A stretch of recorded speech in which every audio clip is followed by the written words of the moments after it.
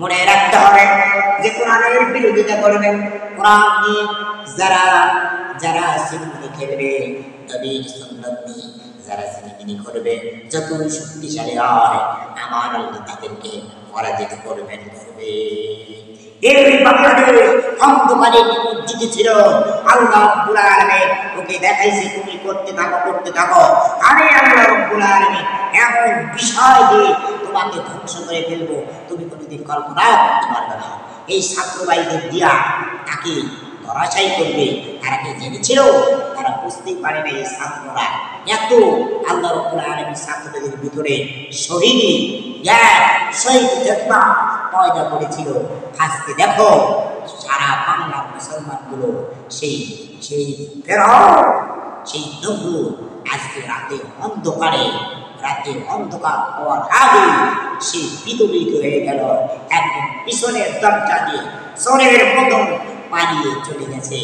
আর ইসলাম আমার মনে হয় আমার কলিজাটা ভরে গেছে। ছাত্ররা যেহেতু এই দেশে আবার শান্তি ফিরে এনেছে, কল্যাণ ফিরে এনেছে, আমার বিশ্বাস ছাত্ররা ইনশাআল্লাহ কোরআনকে আঁকড়ে ধরে কোরআনের আইন বাস্তবায়ন করবে, তাহলে আমাদের কলিজা ভরে যাবে। আমি ছাত্র ভাইদেরকে বলছি, ছাত্র ভাইরা বিভিন্ন ঝামেলা আসতে পারে, তোমরা বিচলিত হও না, আর কোরআনের পক্ষে থাকো, কোরআন অনুযায়ী দেশ পরিচালনা করো, দেশে শান্তি আসবে, তোমাদের সম্মান আল্লাহ রাব্বুল আলামিন বাড়ায় দিবেন। আল্লাহ রাব্বুল আলামিন বলেন ওয়া তুইজ্জু মান তাশা ওয়া তুজিল্লু মান তাশা ওয়া তুজিল্লু মান তাশা। আমার ভাইরা, আল্লাহ রাব্বুল আলামিন বলেছে আমি ইজ্জত দেওয়ার মালিক, আমার ইজ্জত কেড়ে নেওয়ার মালিক। আমার ভাইরা, বিশ্বের কে এত কম বয়সী কেউ উপদেষ্টা হতে পারে না। আপনারা কি জেনেছে?